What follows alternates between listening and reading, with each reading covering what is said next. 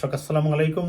আশা করি ভালো আছেন, সুস্থ আছেন। আমি জামান আবারও আপনাদেরকে জামাস বয়স শোনার জন্য ভয়েস ফর ডেমোক্রেসির পক্ষ থেকে স্বাগত জানাচ্ছি।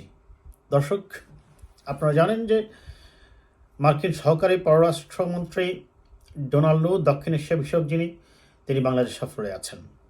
তার এই সফরকে ঘিরে বাংলাদেশের রাজনৈতিক অঙ্গনে অনেক আলোচনা, সমালোচনা, প্রত্যাশা, প্রাপ্তি কিংবা অপ্রাপ্তি, পক্ষ বিপক্ষ নানা ধরনের কথাই আছে। তিনি প্রধানমন্ত্রীর উপদেষ্টা জনাব সালমান এফ রহমানের সাথে সাক্ষাৎকারে জানতে চেয়েছেন যে মার্কিন প্রতিষ্ঠানগুলোর বা মার্কিন ব্যবসায়ীদের বিনিয়োগকৃত অর্থের লভ্যাংশ কবে তারা ফেরত পাবেন। তিনি হঠাৎ করেই কেন এই প্রশ্নটার অবতারণা করলেন জনাব সালমান এফ রহমানের সাথে বৈঠকে, এটি নিয়ে আমরা একটু আলোচনা করব দর্শক। প্লাস আপনারা জানেন যে এই ডোনাল্ড লুয়ের সফরকে কেন্দ্র করে বিএনপির পক্ষ থেকে সুস্পষ্টভাবে জনাব মির্জা ফখরুল ইসলাম আলমগীর সাহেব বলেছেন, ডোনাল্ড লু এর সফর নিয়ে আমরা খুব বেশি কথা বলতে চাই না। এবং বিএনপি এইবারের তার সফরে বেশ নিশ্চুপ আছে, নীরব আছে। অন্যদিকে আমরা দেখছি সরকারের মধ্যে এক ধরনের অস্বস্তি এবং টেনশন কাজ করছে, যার প্রমাণ জনাব ওবায়দুল কাদের সাহেব প্রতিদিনই একটা না একটা কথা বলেই যাচ্ছেন। তিনি কখনো বলছেন বিএনপি অপেক্ষা করছে, ডোনাল্ড লু এসে স্যাংশন দিয়ে দেবেন, কখনো বলছেন ডোনাল্ড লু এখন আমাদের সাথে আছে, কখনো বলছেন মার্কিন যুক্তরাষ্ট্র এখন সরকারকে মেনে নিয়েছে। দেখুন, তাদের এই অতি কথা এবং পররাষ্ট্রমন্ত্রীরও এক একদিন এক একটা কথা বলার থেকে এটাই প্রমাণিত হচ্ছে যে হয়তোবা ডোনাল্ড লু এর সাথে তাদের যে দেন দরবার, নির্বাচন পরবর্তী যে অবৈধ নির্বাচন করেছে সরকার, সেই নির্বাচন পরবর্তী মার্কিন যুক্তরাষ্ট্রের চাওয়া পাওয়া বা তাদের আন্ডারস্ট্যান্ডিং বা তাদের যে গণতান্ত্রিক ভ্যালুগুলোকে রেস্টোর করার তাদের যে কমিটমেন্ট, সেটার সাথে নিশ্চয়ই যে নির্বাচন হয়েছে সেটা যায় না। আর যায় না বলেই হয়তোবা এই ডোনাল্ড লু এর সফরটাকে তারা খুব ভালোভাবে যে নিচ্ছেন আমি সেটা মনে করি না, এবং প্রতিদিনই কোনো না কোনো কথা তারা বলেই যাচ্ছেন।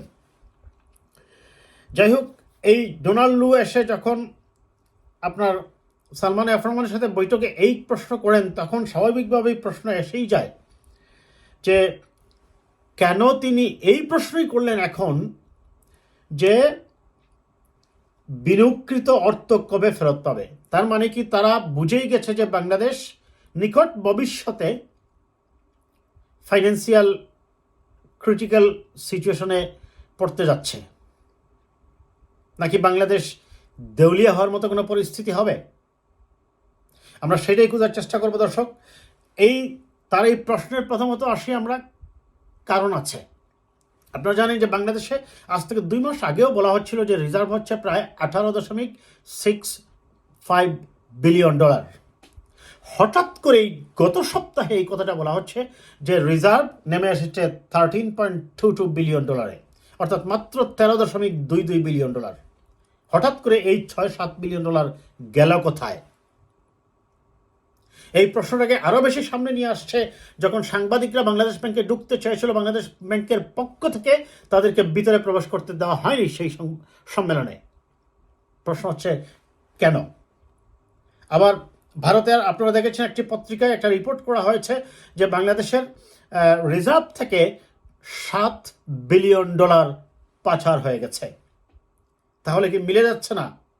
এই যে 2 মাস আগে যেটা ছিল $18-19 বিলিয়ন, এখন বলা হচ্ছে $13.22 বিলিয়ন। $6 বিলিয়ন বা $7 বিলিয়ন বাদ দিলে তো $13.22 বিলিয়ন থাকে।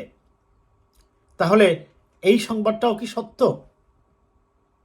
এখন আজকে আবার ডোনাল্ড লু বলছেন, দেখলাম যে আমরা সামনে তাকাতে চাই, পিছনে ফিরে থাকতে চাই না। সেটা হয়তো বা তাদের রাজনৈতিক বা ডিপ্লোম্যাটিক ল্যাঙ্গুয়েজ তিনি ব্যবহার করেছেন। এখন এই ডোনাল্ড লু এর সাথে আমরা এইটা আগে ব্যাখ্যা করি দর্শক, তারপরে আমরা আসবো যে কেন তিনি এই মুহূর্তে টাকাটা চাইলেন। ডলার সংকট দেখি আমরা রিপোর্টে কি বলা হয়েছে। ডলার সংকটের কারণে বাংলাদেশে বিনিয়োগ করা মার্কিন প্রতিষ্ঠানগুলো তাদের লাভের অংশ নিজ দেশে নিয়ে যেতে পারছে না। এ অর্থ বাংলাদেশ থেকে কবে নিয়ে যাওয়া সম্ভব তা জানতে চেয়েছেন ডোনাল্ড লু। প্রধানমন্ত্রী বেসরকারি শিল্প ও বিনিয়োগ উপদেষ্টা সালমান এফ রহমানের গুলশানের বাসভবনে মঙ্গলবার রাতে নৈশভোজের বিষয়ে জানতে চেয়েছেন ডোনাল্ড লু। তিনি বৈঠক শেষে সাংবাদিকদের বলেন, ডলার সংকট নিয়ে আলোচনা হয়েছে, তারা বলেছেন মার্কিন প্রতিষ্ঠানগুলো যারা ব্যবসা করছে তারা অভিযোগ করছে তাদের অর্থ ছাড়ে দেরি হচ্ছে। তারা এটাও বলছে আমরা বুঝি বাংলাদেশের রিজার্ভের ওপর চাপ রয়েছে, বাংলাদেশ কতদিনে এই অর্থ পরিশোধ করতে পারবে তা জানতে চাইছেন। দেখুন, স্পেসিফিক্যালি ডোনাল্ড কিন্তু জানতে চেয়েছে কতদিনে এই টাকা পরিশোধ করতে পারবে। কারণ আপনারা জানেন দর্শক, সরকার ঋণ নিয়ে একের পর এক পরিকল্পনাহীনভাবে কিছু মেগা প্রজেক্ট করেছে, এবং যার ফলে এই ঋণের কিস্তিগুলো কিন্তু এই বছরের শেষ আবার 2025 সালের প্রথম দিক থেকেই কিন্তু ঋণের কিস্তি দেওয়া শুরু হবে সুদ সহ। এখন দেখা যাচ্ছে ঋণের অরিজিনাল কিস্তিও তারা দিতেই পারছে না, বারবার দাতা সংস্থাগুলোর কাছে তারিখ করছে, এবং যে ইন্টারেস্ট আসছে সেই ইন্টারেস্টের যে কিস্তিটা এটাও দিতে তারা হিমশিম খাচ্ছে। দেশে দেশে এখন তারা ডলারের জন্য ঘুরে বেড়াচ্ছে, কিন্তু কোথাও থেকে কোনো সাড়া আসছে না, কারণ প্রত্যেকটা দিক থেকে বলা হচ্ছে অর্থনৈতিক সংকট আসছে, অর্থনৈতিক সংকট আসছে। প্রধানমন্ত্রী বেসরকারি শিল্প বিনিয়োগ উপদেষ্টা বলেন আমরা আশাবাদী বাংলাদেশের রিজার্ভ বাড়বে, আমাদের রপ্তানি বাড়বে, রেমিটেন্সও বাড়বে। মার্কিনীদের জানিয়েছি যে যদি আমাদের অর্থ পরিশোধে একটু সমস্যা হচ্ছে, একটু দেরি হচ্ছে, তবে আমাদের অর্থ ছাড় ক্রমাগত হচ্ছে, আমরা একেবারেই অর্থ ছাড় বন্ধ করিনি। ফিলিস্তিনে যাই হোক, আমি সেই ফিলিস্তিন বিষয়ে এই আলোচনায় যাব না দর্শক। যাই হোক, এখন আপনারা জানেন ডোনাল্ড বাংলাদেশের শ্রম অধিকার, রোহিঙ্গা ইস্যু, মানবাধিকার, নির্বাচন, র্যাবের উপর স্যাংশন, ভিসা রেস্ট্রিকশন সহ অনেকগুলো বিষয় নিয়ে তিনি আলোচনা করছেন। তবে পার্টিকুলারলি এইটা রেখে দেখা যাচ্ছে যে তিনি অর্থনীতির বিষয়টাই গুরুত্ব দিচ্ছেন, কারণ বাংলাদেশের যে অর্থনৈতিক যে ক্রাইসিস মুভমেন্ট পার করছে এবং নিকট ভবিষ্যতে আরও যে ক্রাইসিস মুভমেন্টে আসছে, তার এই অর্থ ছাওয়ার ঘটনাটা সেটাই প্রমাণ করে। তাছাড়া এখনও আমি ব্যক্তিগতভাবে দর্শক কোনো কিছু নিশ্চিত না হয়ে কোনো সংবাদ করতে চাই না বা কোনো ধরনের আলোচনাও করতে চাই না। রিজার্ভের কথা যেটা বলা হচ্ছে, রিজার্ভ সরকার বলছে, বাংলাদেশ ব্যাংকও ব্যাখ্যা দিয়েছে, অবশ্য বাংলাদেশ ব্যাংক তো এখানে কিছু না, বাংলাদেশ ব্যাংক সরকারের কথাই প্রতিধ্বনি করবে। তারা বলছে যে কোনো রিজার্ভ চুরির ঘটনা ঘটেনি, কিন্তু বাংলাদেশ ব্যাংকের এই আশ্বাসে মানুষ আশ্বস্ত হতে পারছে না। যখন আগের যে গভর্নর ডক্টর আতিউর রহমান সাহেব ছিলেন, আপনারা জানেন, তারাও প্রথম বিষয়টাকে চাপিয়ে গিয়েছিলেন। পরবর্তীতে যখন সেটাকে কোনোভাবেই আর কাভার দেওয়া যাচ্ছে না, তখন বাংলাদেশ ব্যাংকের সেই গভর্নর জনাব আতিউর রহমান স্বয়ং প্রধানমন্ত্রীর সাথে দেখা করেন, এবং তারপরেই সেটা আস্তে আস্তে বাজারে চলে আসে যে বাংলাদেশ থেকে রিজার্ভ থেকে টাকা চুরি হয়েছে, হ্যাকাররা টাকা নিয়ে গেছে। যদিও এটার সাথে বাংলাদেশ ব্যাংকেরই অনেকেই জড়িত ছিল। এইবারের যে হ্যাক হওয়ার যে বিষয়টা, এবং বলা হচ্ছে $7 বিলিয়ন, কিন্তু দেখুন এই $7 বিলিয়ন যে হ্যাক হয়েছে, এটা যদি হয়েই থাকে, তার মানে যে রিজার্ভ বলা হচ্ছিল আজ থেকে 2 মাস আগে প্রায় 18-19 বিলিয়ন, যদিও মিনিমাম $20 বিলিয়ন থাকার কথা সেফটি জোনে থাকার জন্য, কিন্তু সেখানে হচ্ছিল প্রায় $18 বিলিয়ন।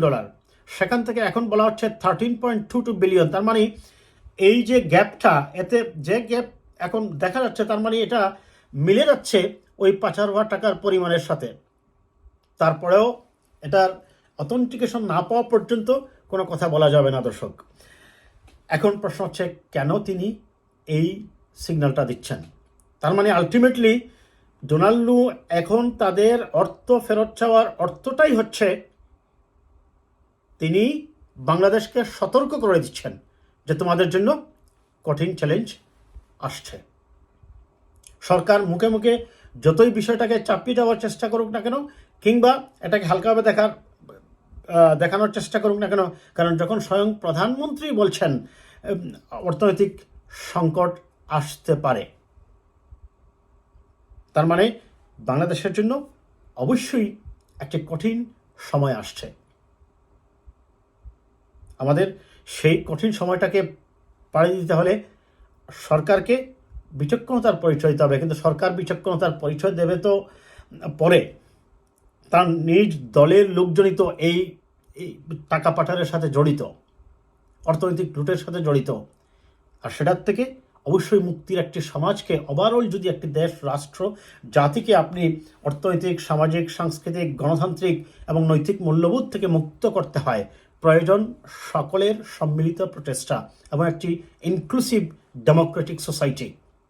সেই ইনক্লুসিভ ডেমোক্রেটিক সোসাইটি যদি সরকার নিশ্চিত করতে না পারে, তাহলে নিশ্চিতভাবেই হয়তো বাংলাদেশ ইকোনমিক ক্রাইসিস ফেস করবে, এবং হয়তোবা আমাদের জন্য শ্রীলঙ্কার মতো যে হয়ে যাবে আমি সেটা বলছি না দর্শক, কিন্তু শ্রীলঙ্কার কাছাকাছি কিছু একটা ক্রাইসিস যে আমাদের দেশে হতে পারে, সেটা বোধহয় এটা এখন বলার সময় এসে গেছে।